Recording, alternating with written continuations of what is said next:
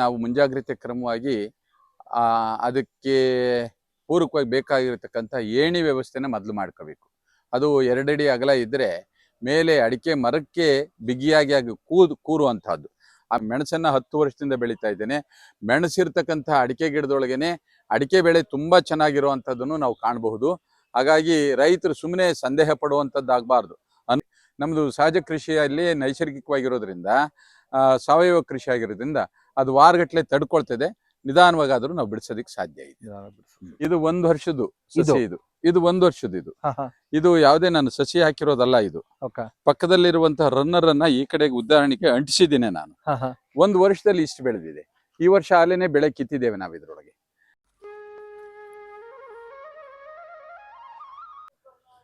ನಮಸ್ಕಾರ ನನ್ನ ವೀಕ್ಷಕರು, ಮತ್ತೊಮ್ಮೆ ನಿಮ್ಮೆಲ್ಲರಿಗೂ ನೈಸರ್ಗಿಕ ಬದುಕು ಚಾನೆಲ್ಗೆ ಸ್ವಾಗತ ಸುಸ್ವಾಗತ. ನಾನೀಗ ಇದು ಒಂದ್ ಮಲ್ನಾಡ್ ತರ ಒಂದು ಫೀಲ್ ಕೊಡೋ ಅಂತ ಒಂದು ತೋಟದಲ್ಲಿ ಇದ್ದೇನೆ. ಇದು ಬಂದ್ಬಿಟ್ಟು ನಮ್ಮ ತುಮಕೂರು ಹತ್ರ ಇರೋದು. ಈ ಬಯಲು ಸೀಮೆಯಲ್ಲೂ ಒಂದು ಮಲ್ನಾಡ್ನ ಸೃಷ್ಟಿ ಮಾಡಿದ್ದಾರೆ. ಸೊ ಅವರ ತೋಟದಲ್ಲಿ ಸಾಕಷ್ಟು ಮೆಣಸಿನ ಗಿಡಗಳಿದೆ. ಬನ್ನಿ ಹೋಗೋಣ, ಆ ರೈತರ ಹತ್ರ ಕೇಳೋಣ ಯಾವ ತರ ಎಲ್ಲ ನಾವು ಕೂಡ ಮೆಣಸನ್ನ ಬಳ್ಳಿನ ಬೆಳಿಬಹುದು ನಮ್ಮ ತೋಟದಲ್ಲಿ, ಮತ್ತೆ ಏನೇನೆಲ್ಲ ಮುಖ್ಯವಾದಂತ ಒಂದಷ್ಟು ಅಂಶಗಳನ್ನ ನಾವು ತಿಳ್ಕೊಬೇಕು ಮೆಣಸಿನ ಬಳ್ಳಿ ಬೆಳೆಯೋರೆಲ್ಲ. ಬನ್ನಿ ನೋಡೋಣ, ಅವ್ರ ಹತ್ರ ಮಾತಾಡೋಣ. ಸರ್ ನಮಸ್ತೆ, ನಿಮ್ಮ ಪರಿಚಯ ಮಾಡ್ಕೊಳ್ಳಿ. ನಾನು ಬಿ ಮರುಳಯ್ಯ ಅಂತ ಹೇಳಿ. ನಮ್ಮ ಗ್ರಾಮ ಬಂದು ತುಮಕೂರು ಜಿಲ್ಲೆ ಮಧುಗಿರಿ ತಾಲೂಕಿನ ದೊಡ್ಡೇರಿ ಹೋಬಳಿಯ ಬೋರಗುಂಟೆ ಅಂತಕ್ಕಂಥ ಗ್ರಾಮ. ಈ ಭಾಗದಲ್ಲಿ ಈ ಊರಿನಲ್ಲಿ ಸುಮಾರು ಒಂದು 10 ಎಕರೆ ನಮ್ಮ ಪಿತ್ರಾರ್ಜಿತ ಆಸ್ತಿ ಒಳಗೆ ನಾವು ಆರಂಭದಿಂದಲೂ ಸಹ ಸಹಜ ಕೃಷಿಯನ್ನು ನಾವು ಮಾಡ್ತಾ ಇದ್ದೇವೆ. ಸಹಜ ಕೃಷಿ ಅಂತಂದರೆ ತೋಟಗಾರಿಕೆಗೇ ಸೀಮಿತವಾಗಿರುವಂಥದ್ದು. ಬೇರೆ ಇನ್ಯಾವುದೇ ನಾವು ಆಹಾರದ ಬೆಳೆಗಳನ್ನೇನು ನಾವು ಬೆಳೀತಾ ಇಲ್ಲ.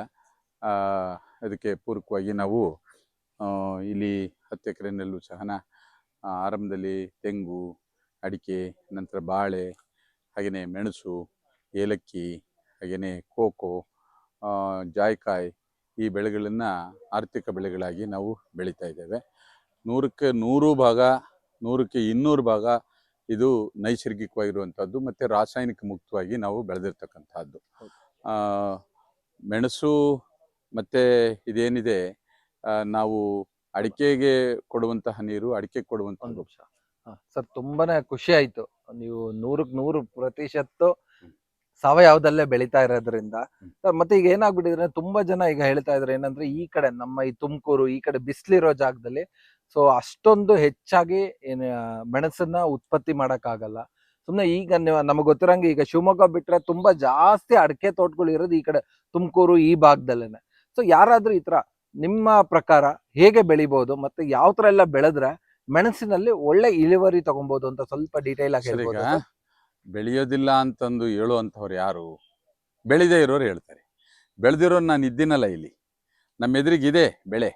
100ಕ್ಕೆ 100 ಭಾಗ ಬೆಳೆಯೋದಕ್ಕೆ ಸಾಧ್ಯ ಇದೆ. ಮಾಡದೇ ಇರುವಂಥವ್ರನ್ನ ಮಾತು ಕೇಳಿಕೊಂಡು ಮಾಡ್ದಲೇ ಇದ್ರೆ ಏನಾಗುತ್ತೆ ಅಂತಂದರೆ, ರೈತರವ್ರಿಗೆ ಅಂಥವ್ರಿಗೆ ನಾವು ಯಾವುದೂ ನಾವು ಹೇಳೋಕ್ಕಾಗೋದಿಲ್ಲ. ಬೆಳೀಲಿಕ್ಕೆ ಸಾಧ್ಯ ಇದೆ. ಅದಕ್ಕೆ ಪೂರಕವಾಗಿರುವಂಥ ವಾತಾವರಣವನ್ನು ನಾವು ನಿರ್ಮಾಣ ಮಾಡಬೇಕು. ಮೊದಲು ಆ ವಾತಾವರಣ ನಿರ್ಮಾಣ ಆದರೆ ಹ್ಯುಮಿಡಿಟಿ ಕ್ರಿಯೇಟ್ ಮಾಡ್ಕೋಬೇಕಾಗ್ತದೆ, ಭೂಮಿಯನ್ನು ಸಿದ್ಧ ಮಾಡ್ಕೋಬೇಕಾಗ್ತದೆ. ಅದಕ್ಕೆ ಪೂರಕವಾಗಿರ್ತಕ್ಕಂಥ ವಾತಾವರಣವನ್ನು ನಿರ್ಮಾಣ ಮಾಡಿಕೊಂಡ್ರೆ ಎಲ್ಲ ಬೆಳೆಗಳನ್ನು ನಾವು ಬೆಳೀಲಿಕ್ಕೆ ಸಾಧ್ಯ ಇದೆ. ವಿಶೇಷವಾಗಿ ಮೆಣಸಂತೂ ನಮ್ಮ ಭಾಗದಲ್ಲಿ ಬಹಳ ಅದ್ಭುತವಾಗಿರುವಂಥ ಬೆಳೆ ಬರ್ತದೆ. ಕಳೆದ 4-5 ವರ್ಷಗಳಿಂದಲೂ ನಾವು ಆಲೆ ಮೆಣಸನ್ನು ಕೀಳ್ತಾ ಇದ್ದೇವೆ. ಪ್ರತಿ ವರ್ಷ ನನಗೆ ಒಂದು 3ರಿಂದ 4 ಕ್ವಿಂಟಾಲ್ಗಳಷ್ಟು ಮೆಣಸನ್ನು ನಾವು ಕಿತ್ತಿದ್ದೇವೆ. ಈ ವರ್ಷಲೂ ಸಹ ಅದನ್ನು ಈಗ ತಾನೇ ಇನ್ನು ಪೂರೈಸಿದ್ದೇವೆ, ಕಿತ್ತಿದ್ದೇವೆ ನಾವು. ಹಾಗಾಗಿ ಬೆಳೀಲಿಕ್ಕೆ ಸಾಧ್ಯ ಇದೆ. ರೈತರು ಪ್ರಯತ್ನ ಮಾಡಿ ಬೆಳಿಬೇಕು ಅಂತ ಹೇಳಿ ನಾನು ಕೇಳ್ಕೊಳ್ತೇನೆ. ಸರ್ ಏನೇನೆಲ್ಲ ಮುಂಜಾಗ್ರತೆ ತಗೊಬೇಕು ಈಗ ಯಾರಾದ್ರೂ ಮೆಣಸು ಬೆಳಿಬೇಕು ಅನ್ನೋರು? ಮೊದಲಿಗೆ ಈಗ ಸಹಜವಾಗಿ ಇತ್ತೀಚೆಗೆ 90 ಭಾಗ ರೈತರು ಎಲ್ಲ ಹನಿ ನೀರಾವರಿ ಪದ್ಧತಿ ಒಳಗೇನೆ ತೋಟಗಾರಿಕೆ ಮಾಡುವಂತಹದ್ದು. ಅದರ ಜೊತೆಗೆ ನಾವು ಬಹಳ ಉತ್ತಮವಾಗಿರ್ತಕ್ಕಂಥ ತಳಿಯ ಮೆಣಸಿನ ಸಸಿಗಳನ್ನು ಆಯ್ಕೆ ಮಾಡಿಕೊಂಡು ಅದೇ ಸಾಲು ಬಿಟ್ಟು ಸಾಲು, ನಾನು ಅನೇಕ ರೀತಿಯಾಗಿರ್ತಕ್ಕಂಥ ತಪ್ಪುಗಳು ಆಗಿಬಿಟ್ಟಿದೆ ಇದರಲ್ಲಿ. ಯಾಕೆಂದ್ರೆ ಹಿಂದೆ ನಮ್ಗೆ ಯಾರು ಸಹ ಅದರ ಬಗ್ಗೆ ತಿಳುವಳಿಕೆ ಕೊಡುವಂತವ್ರು ಇರಲಿಲ್ಲ. ಈಗ ನಾನು ನಮ್ಮ ರೈತರಿಗೆ ಎಲ್ಲ ರೀತಿಯಾಗಿರ್ತಕ್ಕಂಥ ತಪ್ಪುಗಳ ಬಗ್ಗೆ ತಿಳುವಳಿಕೆಯನ್ನು ನಾನು ಕೊಡುವಂಥದ್ದನ್ನು ಮಾಡ್ತಾ ಇದ್ದೇನೆ. ಸಾಲು ಬಿಟ್ಟು ಸಾಲು, ಗಿಡ ಬಿಟ್ಟು ಗಿಡ ಇಡುವಂಥದ್ದಾದರೆ ಅದು ಬಹಳ ಚೆನ್ನಾಗಿ ನಾವು ಗಿಡವನ್ನು ಬೆಳಿಬಹುದು. ಕಾರಣ ಇಷ್ಟೇ, ಅದಕ್ಕೆ ಬೇಕಾಗಿರುವಂಥ ಗಾಳಿ, ಅದಕ್ಕೆ ಬೇಕಾಗಿರ್ತಕ್ಕಂಥ ಬಿಸಿಲು, ಅದಕ್ಕೆ ಬೇಕಾಗಿರ್ತಕ್ಕಂಥ ವಾತಾವರಣವನ್ನು ನಾವು ಕ್ರಿಯೇಟ್ ಮಾಡೋದಕ್ಕೆ ಅದು ಸಾಧ್ಯ ಆಗ್ತದೆ. ಸಾಲು ಬಿಟ್ಟು ಸಾಲು ಅಥವಾ ಗಿಡ ಬಿಟ್ಟು ಗಿಡ ಇಟ್ಟರೆ ತುಂಬ ಚೆನ್ನಾಗಿರ್ತದೆ. ಅಡಿಕೆ ಕೊಯ್ಲನ್ನು ಸಹ ಕೊಯ್ಲಿಕ್ಕೆ ಅದು ಯಾವುದೇ ರೀತಿಯಾಗಿರ್ತಕ್ಕಂಥ ತೊಂದರೆ ಆಗೋದಿಲ್ಲ. ಪ್ರತಿ ಸಾಲಿಗೂ ಹಾಕಬಾರ್ದು ಈ ತರಹದ. ಈಗ ನಾವೇನೇ ಪಣಿಯೂರು ಒಂದು ಏನು ತಳಿಯನ್ನ ನಾವೇ ಉತ್ಪಾದನೆ ಮಾಡಿ ಇವತ್ತು ನಮ್ಮ ಭಾಗದ ರೈತರಿಗೆ ಕೆಲವರಿಗೆ ಇಷ್ಟಪಟ್ಟಿರೋರಿಗೆ ನಾವೇನೆ ಅದನ್ನ ಕೊಡ್ತಾ ಇದ್ದೇವೆ. ನಾವು ಇದು ಪಣಿಯೂರು ಒಂದು ಪಣಿಯೂರು ಒಂದು ನೀವು ಹೇಳಿದಂಗೆ ಏನಂದ್ರೆ ಈಗ ಈ ಸಾಲಲ್ಲಿ ನಾವು ಮೆಣಸು ಹಾಕಿದ್ರೆ ನೋಡಿ ಇಲ್ಲಿ ಮಧ್ಯ ಸಾಲಲ್ಲಿ ಹಾಕ್ಬಾರ್ದು. ಸೊ ಅದ್ರ ಮತ್ತೆ ಆ ಪಕ್ಕದ ಸಾಲಲ್ಲಿ ಹಾಕೊಂಡು ಹೋಗ್ಬೇಕು. ಹೌದು. ಸೊ ಈ ತರ ಮಾಡೋದ್ರಿಂದ ತುಂಬಾನೇ ಗಾಳಿ ಆಡುತ್ತೆ, ಬಿಸಿಲಿರುತ್ತೆ, ದ್ಯುತಿ ಸಂಶ್ಲೇಷಣೆ ಕ್ರಿಯೆ ನಡೀತದೆ, ಜೊತೆಗೆ ಏರೇಷನ್ ಚೆನ್ನಾಗಿರುತ್ತೆ. ಇದೆಲ್ಲ ಕಾರಣದಿಂದ ಆಮೇಲೆ ಅಡಿಕೆ ಕೊಯ್ಲಿಕ್ಕೆ ಯಾವುದೇ ರೀತಿ ತೊಂದರೆ ಆಗುದಿಲ್ಲ. ಇದು ನಾನು ಸಜೆಷನ್ಸ್ ಕೊಡುವಂತದ್ದು.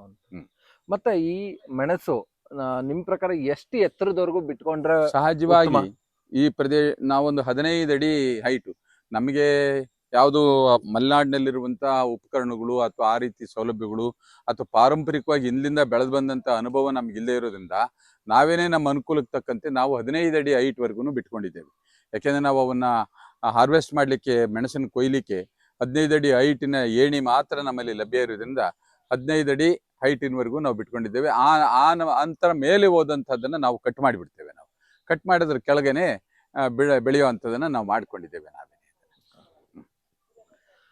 ಮತ್ತೆ ಈಗ ನೀವು ಹೇಳಿದ್ರೆ ಇಲ್ಲಿಂದೆಲ್ಲ ಈಗ ಮೆಣಸು ನೀವು ಕೊಯ್ಲು ಮಾಡ್ಬೇಕಾದ್ರೆ ಬೇರೆ ಏನೇನೆಲ್ಲ ನಾವು ಜಾಗರೂಕತೆ ವಹಿಸ್ಬೇಕು ಮೆಣಸು ಕೊಯ್ಲು ಮಾಡೋ ಟೈಮಲ್ಲಿ? ಎಷ್ಟೋ ಕಡೆ ಏನಾಗ್ಬಿಡುತ್ತೆ ಅಂದ್ರೆ ನೀವ್ ಹೇಳಿದ್ರೆ ಏಣಿ ಹಾಕೊಂಡಿರ್ತಾರೆ ಅಂತ, ಕೆಲವೊಂದ್ ಟೈಮ್ ಪೂರ್ತಿ ಮೆಣಸಿನ ಬಳ್ಳಿ ಹಂಗೆ ಕಳ್ಚ್ಕೊಂಡ್ ಬಿದ್ದೋಗೋ ಅಂತ ಒಂದು ಸಾಧ್ಯತೆಗಳು ಇರುತ್ತೆ ಹೆಚ್ಚಾಗಿ. ಸೊ ಕೊಯ್ಲು ಮಾಡೋ ಟೈಮಲ್ಲಿ ರೈತರು ಏನೇನೆಲ್ಲ ಮೆಣಸನ್ನ ಕೊಯ್ಲು ಮಾಡ್ಲಿಕ್ಕೆ ನಾವು ಮುಂಜಾಗ್ರತೆ ಕ್ರಮವಾಗಿ ಅದಕ್ಕೆ ಪೂರಕವಾಗಿ ಬೇಕಾಗಿರತಕ್ಕಂಥ ಏಣಿ ವ್ಯವಸ್ಥೆನ ಮೊದಲು ಮಾಡ್ಕೋಬೇಕು. ಅದು 2 ಅಡಿ ಅಗಲ ಇದ್ರೆ ಮೇಲೆ ಅಡಿಕೆ ಮರಕ್ಕೆ ಬಿಗಿಯಾಗಿ ಕೂರುವಂತಹದ್ದು. ಆಮೇಲೆ ಅದನ್ನು ಬಿಡಿಸುವಂತ ಏನು ಲೇಬರ್ ಇದ್ದಾರೆ, ನಮ್ಮ ಕೂಲಿ ಕಾರ್ಮಿಕರು ಏನಿದ್ದಾರೆ, ಅವರು ಅದ್ರ ಬಗ್ಗೆ ಸ್ವಲ್ಪ ಪರಿಣಿತಿಯನ್ನ ನಾವು ತರಬೇತಿಯನ್ನ ಕೊಡಬೇಕಾಗ್ತದೆ. ಅದಕ್ಕೆ ಹೀಗೆ ಇರಬೇಕು ಅಂತ ಹೇಳಿ ತೋರಿಸಿ ಆ ನಂತರನ ಅದನ್ನ ನಾವು ಅವರಿಗೆ ಕೊಯ್ಲು ಮಾಡಕ್ ಬಿಟ್ರೆ ಯಾವುದೇ ರೀತಿಯಾಗಿರ್ತಕ್ಕಂಥ ಅವಘಡಗಳು ಸಂಭವಿಸೋದಿಲ್ಲ. ಬಿದ್ದು ಹೋಗುವಂತ ಸಂದರ್ಭ ಇದೆ, ಜಾರಿ ಹೋಗುವಂತ ಸಂದರ್ಭನೂ ಇದೆ. ಯಾವಾಗ ಅಂತಂದ್ರೆ ಮರಕ್ಕೆ ಸರಿಯಾಗಿ ಬಿಗಿಯಾಗಿ ಕೂರಿಸ್ದೇನೆ ಅದನ್ನು ಹತ್ತಿದ್ರೆ ಬಿದ್ದು ಹೋಗ್ತದೆ. ಅದನ್ನ ಮುಂಜಾಗ್ರತೆ ಕ್ರಮವಾಗಿ ಕರೆಕ್ಟಾಗಿ ಮರಕ್ಕೆ ಕೂರ್ಬೇಕದು. ಆ ಕೂರಿಸಿ ಹತ್ತಿದ್ರೆ ಏನು ತೊಂದರೆ ಆಗೋದಿಲ್ಲ. ಮತ್ತೆ ಈಗ ಅಡಕೆ ಗಿಡ ಅಂದ್ರೆ ಸ್ವಲ್ಪ ಹೆಚ್ಚಾಗಿ ನೀರು ಕೊಡ್ಬೇಕು, ಬಟ್ ಅದೇ ತರ ಈ ಮೆಣಸು ಗಿಡಕ್ಕೂ ಸ್ವಲ್ಪ ನೀರು ಹೆಚ್ಚಾಗಿ ಬೇಕಾ? ಈಗ ಅಡಿಕೆ ಗಿಡಕ್ಕೂ ಮೆಣಸಿನಿಗೂ, ಅಡಿಕೆ ಗಿಡಕ್ಕೆ ಕೊಡೋ ನೀರೇನೆ ಮೆಣಸಿನಿಗೂನುವೆ. ಅದ್ರ ಬುಡದಲ್ಲೇ ಬೇರೆ ಇರೋದ್ರಿಂದ ಅದೇ ನೀರ್ನೇ ಅದು ತಗೊಳ್ತದೆ, ಯಾವುದೂ ತೊಂದರೆ ಆಗೋದಿಲ್ಲ. ಆಮೇಲೆ ಯಾವುದೇ ರೀತಿಯಾಗಿರ್ತಕ್ಕಂಥ ಅಡಿಕೆ ಬೆಳೆಗಂತೂ ತೊಂದರೆ ಆಗೋದೇ ಇಲ್ಲ. ಇದು ನಾನು ಕಳೆದ 30 ವರ್ಷಗಳಿಂದ ಮೆಣಸನ್ನ 10 ವರ್ಷದಿಂದ ಬೆಳೀತಾ ಇದ್ದೇನೆ. ಮೆಣಸಿರ್ತಕ್ಕಂಥ ಅಡಿಕೆ ಗಿಡದೊಳಗೇನೆ ಅಡಿಕೆ ಬೆಳೆ ತುಂಬಾ ಚೆನ್ನಾಗಿರುವಂಥದ್ದನ್ನು ನಾವು ಕಾಣಬಹುದು. ಹಾಗಾಗಿ ರೈತರು ಸುಮ್ಮನೆ ಸಂದೇಹ ಪಡುವಂಥದ್ದಾಗಬಾರ್ದು, ಅನುಮಾನ ಪಡುವಂಥದ್ದಾಗಬಾರ್ದು. ಯಾಕೆಂದ್ರೆ ಸಹಜವಾಗಿ ಹೇಳ್ತಾರೆ ಅದು ಆ ಬೇರೆ ಬೆಳೆ ಇದ್ದಾಗ ಮೂಲ ಬೆಳೆಗೆ ಕಡಿಮೆ ಆಗ್ತದೆ, ಬೆಳೆ ಇಳುವರಿ ಕಡಿಮೆ ಆಗ್ತದೆ ಅಂತಂದು. ಅದೆಲ್ಲ ತಪ್ಪು ಕಲ್ಪನೆ. ಅದು ದಯಮಾಡಿ ಅದು ನೀವು ಯಾವ ಸಂದರ್ಭದಲ್ಲಿ ಬೇಕಾದ್ರೆ ನೋಡ್ಬೋದು. ಬಾಳೆ ಗುಮ್ಮಿ ಒಳಗೇನೆ ಇರುವಂತ ಅಡಿಕೆ ಬೆಳೆ ಒಳಗೆ ತುಂಬಾ ಚೆನ್ನಾಗಿದೆ, ಮೆಣಸು ತುಂಬಾ ಚೆನ್ನಾಗಿರುವಂತ ಅಡಿಕೆ ಗಿಡದಲ್ಲೇನೆ ಅಡಿಕೆ ಬೆಳೆ ತುಂಬಾ ಚೆನ್ನಾಗಿದೆ.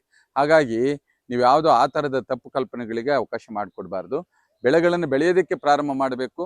ಅಕಸ್ಮಾತ್ ಎಲ್ಲೋ ಒಂದು 5% 10% ಕಡಿಮೆ ಆಗ್ಬೋದು, ನಾವು ತೋಟದೊಳಗೆ ಜೀವವೈವಿಧ್ಯತೆಯನ್ನು ಕಾಪಾಡಕ್ಕೆ ಅವಕಾಶ ಆಗ್ತದೆ. ಆಮೇಲೆ ಸಹಜ ಕೃಷಿ ಅಂತಂದಾಗ ಈ ಎಲ್ಲಾ ಜೀವಿಗಳು ಸಹ ಅದರೊಳಗೆ ನಾವು ಬೆಳಿಲಿಕ್ಕೆ ಸಾಧ್ಯ ಆಗ್ತದೆ. ಎಲ್ಲಾ ತರದ ಬೆಳೆಗಳಿಗೂ ಅವಕಾಶ ಮಾಡಿಕೊಟ್ಟಂಗೆ ಆಗ್ತದೆ ಅಂತಂದೇಳಿ ಬೆಳೆಯೋದಕ್ಕೆ ಮೊದಲು ಪ್ರಾರಂಭ ಮಾಡಬೇಕು. ಈಗ ಬೆಳೆದ ನಂತರ ನಾವು ಹಾರ್ವೆಸ್ಟ್ ಮಾಡಿದ್ಮೇಲೆ ಯಾವ ತರ ಎಲ್ಲ ಒಣಗ್ಸೋದಕ್ಕೆ ನಾವು ವ್ಯವಸ್ಥೆ ಮಾಡ್ಕೋಬೇಕು? ಬಹಳ ಸುಲಭನಾಗಿರ್ತಕ್ಕಂಥ ಬೆಳೆ ಇದು. ಹಾರ್ವೆಸ್ಟ್ ಮಾಡಿದ ಮೇಲೆ ನಾವೊಂದು ಅದನ್ನ ಮೆಷಿನ್ ಅಲ್ಲಿ ಡಿಹಸ್ಕ್ ಮಾಡ್ತೇವೆ. ಡಿಹಸ್ಕ್ ಮಾಡಿಬಿಟ್ಟು ಇಲ್ಲಿನವರೆಗೂ ನಾವು ಕಳೆದ 2-3 ವರ್ಷಗಳನ್ನು ನಾವು ಹೆಣ್ಣಾಳುಗಳ ಕೈಲೇನೆ ಅದನ್ನ ಡಿಹಸ್ಕ್ ಮಾಡಿಸ್ತಾ ಇದ್ವಿ, ಬಿಡಿಸ್ತಾ ಇದ್ವಿ, ರಾತ್ರಿ ಹೊತ್ತು ಬಿಡಿಸ್ತಾ ಇದ್ವಿ. ಅದು ಸ್ವಲ್ಪ ಶ್ರಮ ಅಂತ ಹೇಳ್ಬಿಟ್ಟು ಈಗ ಒಂದು ಸಣ್ಣದು 1 HP ಮೋಟರ್ ಇಟ್ಕೊಂಡ್ಬಿಟ್ಟು ಅದರಲ್ಲಿ ನಾವು ಡಿಹಸ್ಕ್ ಮಾಡ್ತಾ ಇದ್ದೇವೆ. ಅದಾದ್ಮೇಲೆ ಸುಮ್ಮನೆ ಸ್ವಲ್ಪ ಬಿಸಿ ನೀರಿನೊಳಗೆ ಒಂದು 50-60 ಡಿಗ್ರಿ ಸೆಂಟಿಗ್ರೇಡ್ ಇರುವಂತ ನೀರಿನೊಳಗೆ ಅದನ್ನ ಡಿಪ್ ಮಾಡಿ ತೆಗೆದಾಕ್ಬಿಟ್ರೆ 4-5 ದಿವಸಕ್ಕೆ ಮೆಣಸು ಒಳ್ಳೆ ಬಣ್ಣ ಇರುವಂತಹ ಮೆಣಸಾಗ್ತದೆ. ಅದು ನಮ್ಮದೇನಂತಂದ್ರೆ ಯಾವುದೇ ಕೆಮಿಕಲ್ ಇಲ್ಲದೆ ಇರೋದ್ರಿಂದ ಅದಕ್ಕೆ ಬಂದ ಮೇಲೂ ಸಹ ನಾವು ವಾರಗಟ್ಲೆ ಮರದಲ್ಲೇ ಬಿಟ್ಟಿದ್ರು ಏನು ತೊಂದರೆ ಆಗೋದಿಲ್ಲ. ಕೆಮಿಕಲ್ ಹಾಕಿದಾಗ ಏನಾಗ್ತದೆ, ಕೆಮಿಕಲ್ ಅಂದ್ರೆ ಅದು ಹದ ಬರ್ತಿದ್ದಂಗೆನೆ 1 ದಿನ 2 ದಿನದಲ್ಲೇನೆ ಬಿದ್ದು ಹೋಗ್ಬಿಡ್ತದೆ. ಅದು ಫಾಸ್ಟ್ ಆಗಿ ಬೆಳೆದು ಫಾಸ್ಟ್ ಆಗಿ ಬಿದ್ದು ಹೋಗುತ್ತೆ. ನಮ್ದು ಸಹಜ ಕೃಷಿಯಲ್ಲಿ ನೈಸರ್ಗಿಕವಾಗಿರೋದ್ರಿಂದ ಸಾವಯವ ಕೃಷಿ ಆಗಿರೋದ್ರಿಂದ ಅದು ವಾರಗಟ್ಲೆ ತಡ್ಕೊಳ್ತದೆ, ನಿಧಾನವಾಗಾದ್ರೂ ನಾವು ಬಿಡಿಸೋದಕ್ಕೆ ಸಾಧ್ಯ ಇದೆ. ಸೊ ಈ ತರ ಹಾರ್ವೆಸ್ಟ್ ಮಾಡ್ಬೇಕು. ಹೌದು. ಮತ್ತೆ ಇನ್ನೊಂದು ಮುಖ್ಯವಾದ ವಿಚಾರ ನಾನು ಕೇಳದ್ ಮರ್ತ್ಬಿಟ್ಟೆ ಗುರುಗಳೇ. ಈಗ ಹೊಸದಾಗಿ ಯಾರಾದ್ರೂ ಈ ತರ ಮೆಣಸಿನ ಬಳ್ಳಿ ಹಾಕ್ದಾಗ ಸೊ ಅಡಕೆ ಗಿಡದ ಬುಡಕ್ಕೆ ಹಾಕ್ಬೇಕು ನಾವು. ಹೌದು. ಹಾಕ್ದಾಗ ಅದಕ್ಕೆ ಏನಾದ್ರು ಬೇರೆ ಏನಾದ್ರು ಏನ್ ಹೇಳ್ತಾರೆ ಗೊಬ್ಬರಗಳು, ಅಂದ್ರೆ ಈ ಸಾವಯವದಲ್ಲಿ ಇರುವಂತ ಗೊಬ್ಬರಗಳು ಇಲ್ಲ ಈ ಬೇವಿನ ಹಿಂಡಿ, ಹೊಂಗೆ ಹಿಂಡಿ ಆ ತರದ್ ಏನೋ ಕೊಟ್ರೆ ಉತ್ತಮ ನೋಡಿ, ಅನ್ಸುತ್ತೆ. ಸಸಿ ನಾವು ಯಾವುದೇ ಆಗಿರ್ಲಿ ಗೊಬ್ಬರ ಕೊಟ್ಟಷ್ಟು ಚೆನ್ನಾಗೇ ಬರ್ತದೆ. ಗೊಬ್ಬರ ಇಲ್ಲ ಅಂತಂದ್ರೆ ಹಚ್ಕೊಂಡ್ಮೇಲೆ ನಿಧಾನಕ್ಕಾದ್ರೂ ಕೊಡ್ಬೋದು. ಅದು ಅವರವರ ಶಕ್ತಾನುಸಾರ ಅಷ್ಟೇನೆ. ಇಲ್ಲ ನಾನು ತುಂಬಾ ಚೆನ್ನಾಗಿದ್ದೇನೆ, ನಾನು ಮಾಡಬೇಕು ಅಂತಂದು ಅವ್ನು ಯಾವುದೇ ರೀತಿ ಪ್ರಯತ್ನ ಮಾಡಿರೋನು ಬೇರೆ ಗೊಬ್ಬರಗಳನ್ನು ಕೊಟ್ಟು ನೀರನ್ನು ಕೊಟ್ರೆ ಸಸಿ ತುಂಬಾ ಆರೋಗ್ಯಕರವಾಗಿ ಬರ್ತದೆ, ಬೆಳೀತದೆ. ಅರ್ಜೆಂಟ್ ನಾವು ಬೆಳೆನೂ ಸಹ ಬೆಳೀಲಿಕ್ಕೆ ಸಾಧ್ಯ ಇದೆ. ಅದು ಅಷ್ಟೇನೆ. ಅದು ಇಲ್ಲ ಅಂತಂದ್ರೆ ನಿಧಾನವಾಗಿ ಬೇಕಾದ್ರೂ ಕೊಡ್ಬೋದು, ಅದನ್ನ ಅಷ್ಟೇ. ನಿಧಾನವಾಗಿ ಕೊಡ್ಬೋದು. ಈಗ ಒಂದ್ಸತಿ ಈಗ ನಾವು ಮೆಣಸಿನ ಗಿಡ ಬಳ್ಳಿ ಹಾಕಿದ್ಮೇಲೆ ಸುಮಾರು ಎಷ್ಟು ವರ್ಷಗಳು ಬೇಕು ನಾವು ಅದರಿಂದ ಫಲ ನಿರೀಕ್ಷೆ ಮಾಡೋದಕ್ಕೆ? ಉದಾಹರಣೆ ಹೇಳೋದಕ್ಕೆ, ಇದು 1 ವರ್ಷದ್ದು ಸಸಿ. ಇದು 1 ವರ್ಷದ್ದು. ಇದು ಯಾವುದೇ ನಾನು ಸಸಿ ಹಾಕಿರೋದಲ್ಲ. ಇದು ಪಕ್ಕದಲ್ಲಿರುವಂತಹ ರನ್ನರ್ ಅನ್ನ ಈ ಕಡೆಗೆ ಉದಾಹರಣೆಗೆ ಅಂಟಿಸಿದ್ದೇನೆ ನಾನು. 1 ವರ್ಷದಲ್ಲಿ ಇಷ್ಟು ಬೆಳೆದಿದೆ. ಈ ವರ್ಷ ಆಲೇನೆ ಬೆಳೆ ಕಿತ್ತಿದ್ದೇವೆ ನಾವು ಇದ್ರೊಳಗೆ. 1 ವರ್ಷಕ್ಕೇನೆ. ಇದು ರನ್ನರ್ ಆಗಿರೋದ್ರಿಂದ ಅದರಿಂದ ಬಂದಂತ ರನ್ನರ್ ಇದು ಸಪರೇಟ್ ಆಗಿ ಬೇರೆ ಇಲ್ಲ, ಇದಕ್ಕೆ ಬುಡ ಇಲ್ಲ. ಹಾಗಾಗಿ ನಾವು ಗಿಡನೇ ಹಾಕಿದಾಗ ಏನಾಗುತ್ತೆ, ಕನಿಷ್ಠ 2 ವರ್ಷದೊಳಗೆ ಬೆಳೆ ಬೆಳೆಯಲಿಕ್ಕೆ ಸಾಧ್ಯ ಇದೆ. ಬೆಳೆ ಬಂದ್ಬಿಡುತ್ತೆ 2 ವರ್ಷಕ್ಕೆ. 2 ವರ್ಷಕ್ಕೆ ಬಂದ್ಬಿಡುತ್ತೆ. ಓಕೆ, ರನ್ನರ್ ಹಾಕಿದ್ಮೇಲೆ ಹೇಳಿದ್ರಲ್ಲ, ಸೊ ಈ ತರ ನಾವು ಕಟ್ಕೊಂಡು ಹೋಗ್ಬೇಕಾ ಅಲ್ಲಲ್ಲಿ, ಅಥವಾ ಅದೇ ಹಿಡ್ಕೊಳಕ್ ಶುರು ಮಾಡುತ್ತೆ? ಕನಿಷ್ಠ ಒಂದು 3 ಅಡಿವರೆಗೂ ಕಟ್ಟಬೇಕಾಗುತ್ತೆ. 3 ಅಡಿ ಹೈಟ್ ವರೆಗೆ. ಆಮೇಲೆ ಅದೇನೆ ಇದನ್ನ ಹಾಕೊಂಡ್ಬಿಟ್ಟು ಬೇರ್ ಬಿಟ್ಕೊಂಡ್ಬಿಟ್ಟು ಹೊರಟೋಗ್ಬಿಡುತ್ತೆ, ಕಟ್ಕೊಂಡು ಹೋಗ್ಬಿಡುತ್ತೆ. ಇದು 1 ವರ್ಷದ್ದು ಸಸಿ. 1 ವರ್ಷದ್ದು ಇದು. ಇಲ್ಲ, ಮೊನ್ನೆ ಎಲ್ಲ ಬಿಡಿಸಿದ್ದಾರೆ ಬೇ.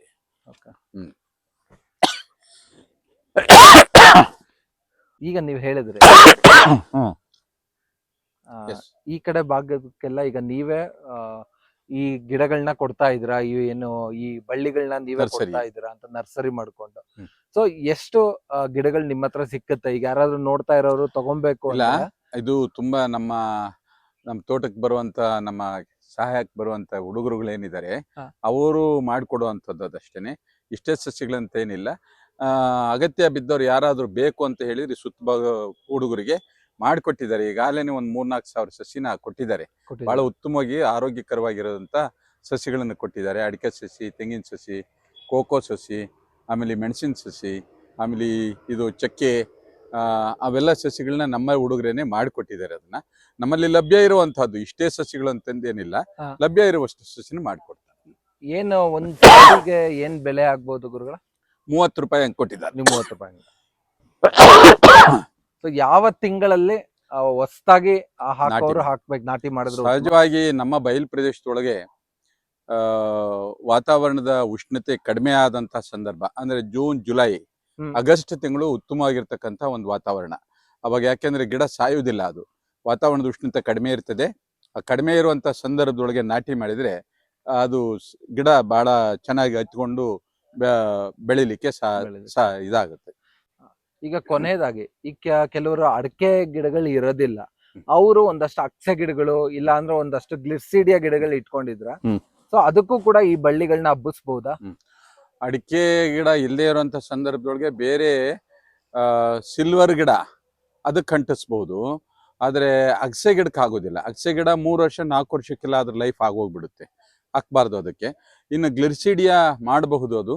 ಅದ್ರ ಮೇಲೆ ಬ್ರಾಂಚಸ್ ಏನಾಗುತ್ತೆ, ಸ್ವಲ್ಪ ಹರಡ್ಕೊಳ್ಳುತ್ತೆ. ಆಮೇಲೆ ಅದು ಸಹ ಅಂತ ಸ್ಟೆಮ್ಮು ಬಿಗಿಯಾಗಿರೋದಿಲ್ಲ, ಅದು ಹೈಟು ಹೋಗೋದಿಲ್ಲ, ಅದು ಸ್ಪ್ರೆಡ್ ಆಗುತ್ತೆ ಅದು. ಹಾಗಾಗಿ ಇನ್ನು ಸಿಮೆಂಟ್ ನಲ್ಲಿ ಮಾಡಿದರೆ ಈ ಭಾಗದಲ್ಲಿ ಯಾರು ಮಾಡಿಲ್ಲ. ತೆಂಗಿನ ಸಸಿನಲ್ಲಿ ಮಾಡಬಹುದು. ತೆಂಗಿನ ಸಸಿನಲ್ಲಿ ತೆಂಗಿನ ಮರಗಳಿಗೆ ಮಾಡಬಹುದು. ನಾವು ತೆಂಗಿನ ಮರಕ್ಕೂ ಮಾಡಿದ್ದೇವೆ. ಇಲ್ಲೇ ಕಾಣ್ತಾ ಇದೆ. ತೆಂಗಿನ ಮರಕ್ಕೆ. ಇನ್ನ ಬೇರೆಯವರು ಸಿಲ್ವರ್ ಗಿಡಗಳಿಗೆ ಮಾಡಕ್ಕೆ ಪ್ರಯತ್ನ ಮಾಡಿದ್ದಾರೆ. ಹೆಬ್ಬೇವಿನ ಗಿಡಗಳಿಗೆ ಮಾಡಕ್ ಪ್ರಯತ್ನ ಮಾಡಿದ್ದಾರೆ.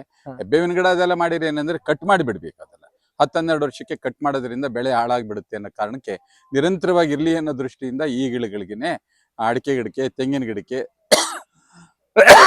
ಅದಕ್ಕಾಗಿನೇ ಬೆಳೆದಿರುವಂತ ಸಿಲ್ವರ್ ಗಿಡಗಳಲ್ಲಿ ಮಾಡೋಂಥದ್ದು ಉತ್ತಮ ಅಂತ ನನ್ನ ಸಲಹೆ. ಅದು ಇವಾಗೆಲ್ಲ ಸಾಕಷ್ಟು ಒಂದಷ್ಟು ಜನಗಳು ಹೇಳ್ತಾ ಇದ್ರು ಏನಂದ್ರೆ ಒಂದಷ್ಟು ಸಿಮೆಂಟ್ ಪೈಪು ಇಲ್ಲ ಅಂದ್ರೆ ಈ 2 ಇಂಚ್ದು ಇಲ್ಲ 3 ಇಂಚ್ ಪೈಪ್ ನ ನಿಲ್ಸ್ಬಿಟ್ಟು ಅದ್ರೊಳಗಡೆ ಎಲ್ಲ ಒಂದಷ್ಟು ತುಂಬಿಟ್ಟು ಹ್ಮ್. ಸೊ ಅದಕ್ಕೆ ಕಟ್ಕೊಂಡ್ ಕೂಡ ಬೆಳೆಸಬಹುದು ಅಂತ ಹೇಳ್ತಾ ಇದ್ರು. ಹ್ಮ್. ಸೊ ನಿಮ್ಮ ಅಭಿಪ್ರಾಯ ಪ್ರಕಾರ ಏನ್ ಆ ಥರ ಮಾಡ್ಬೋದಾ? ಪ್ರಯೋಗಾತ್ಮಕವಾಗಿ ಮಲೆನಾಡಿನಲ್ಲಿ ಸಹಜವಾಗಿ ಆ ವಾತಾವರಣ ಇದ್ದಾಗ ಅಲ್ಲಿ ಆಗಿರಬಹುದು. ನಮ್ಮ ಬಯಲು ಪ್ರದೇಶದಲ್ಲಿ ಕಷ್ಟ ಅಂತ ನಾನು ಹೇಳ್ತೇನೆ. ಯಾತಕ್ಕೆ ಅಂದ್ರೆ ನೆರಳು, ಇದು ಸೆಮಿ ಶೇಡು ನೆರಳು ಬೇಕಾಗ್ತದೆ. ಈ ನೆರಳು ಬೇಕಾಗೋದ್ರಿಂದ ನೀವು ಸಿಮೆಂಟ್ ಪೈಪ್ ಇರಬಹುದು, ಅಥವಾ ಸಿಮೆಂಟ್ ಪೋಲ್ ಇರಬಹುದು, ಅಥವಾ ಒಂದು ಪ್ಲಾಸ್ಟಿಕ್ ಪೈಪ್ನಲ್ಲಿ ನೀವು ಬೆಳೆಯುವಂಥ ಸಂದರ್ಭದಲ್ಲಿ ಅದಕ್ಕೆ ಪೂರಕವಾಗಿ ಬೆಳೀಬೇಕಾಗಿರುವಂಥ ನೆರಳಲ್ಲಿ ಇಲ್ಲದೆ ಇರೋದ್ರಿಂದ ಸಸಿಯನ್ನು ಕಾಪಾಡ್ಕೊಳ್ಳೋಕ್ಕೆ ಕಷ್ಟ ಆಗ್ತದೆ ಅಂತ ನನ್ನ ಅಭಿಪ್ರಾಯ. ತುಂಬಾನೇ ಖುಷಿ ಆಯ್ತು ಗುರುಗಳೇ, ಅಮೂಲ್ಯವಾದ ಸಮಯ ಕೊಟ್ಟೆ. ಸೊ ಈ ತರ ಯಾವ್ಯಾವ ತರ ಎಲ್ಲ ನಾವು ಕೃಷಿ ಮಾಡಬಹುದು ಈ ಮೆಣಸಿನಲ್ಲಿ ಅಂತ ಹೇಳಿದಕ್ಕೆ, ನೋಡಿದ್ರಲ್ಲ ವೀಕ್ಷಕರೇ ಯಾವ ತರ ಎಲ್ಲ ಇದೆ ಅಂತ ಈ ಕೃಷಿ.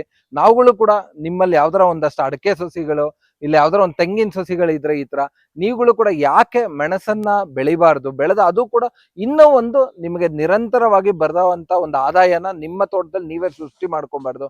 ನೋಡಿ ಈ ತರ ಮಾಡಿದ್ರೆ ಇನ್ನೊಂದು ಆದಾಯನ ನಮ್ಮ ತೋಟದಲ್ಲಿ ಮತ್ತೆ ನಾವು ಬೆಳಿಲಿಕ್ಕೆ ಸಾಧ್ಯ. ಇಷ್ಟ ಹೇಳಿದ ವಿಡಿಯೋ ಮುಗಿಸ್ತಾ ಇದ್ದೀನಿ. ಮತ್ತೊಮ್ಮೆ ನಿಮ್ಮೆಲ್ಲರಿಗೂ ನೈಸರ್ಗಿಕ ಬದುಕು ಚಾನಲ್ ಇಂದ ಹೃದಯಪೂರ್ವಕ ವಂದನೆಗಳು, ಧನ್ಯವಾದಗಳು, ಶುಭ ದಿನ.